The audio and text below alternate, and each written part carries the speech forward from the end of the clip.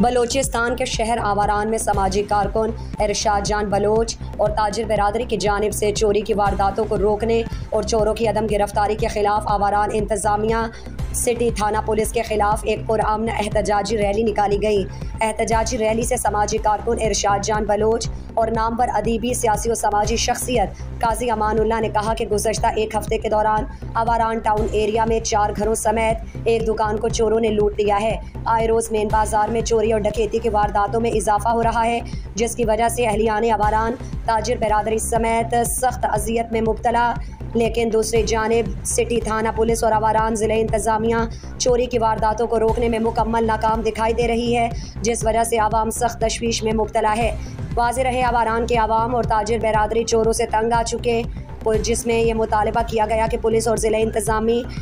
जो है वो सिटी एरिया में चोरी की वारदातों को रोकने समेत अमन व अमान को बरकरार रखने में अपना कलीदी किरदार अदा करें, वरना ताजिर बिरादरी मजबूरन आवाम और दीगर तबका फ़िक्र के लोगों के साथ मिलकर सख्त एहतजाज समेत रोड ब्लॉक करने पर मजबूर होंगे। मज़ीद दिलचस्प मालूमात और ख़बरों से आगाह होने के लिए Gedrosia point Facebook page, Instagram, Twitter को फॉलो और यूट्यूब चैनल को सब्सक्राइब करें। बेल आइकॉन बटन दबाना ना भूलें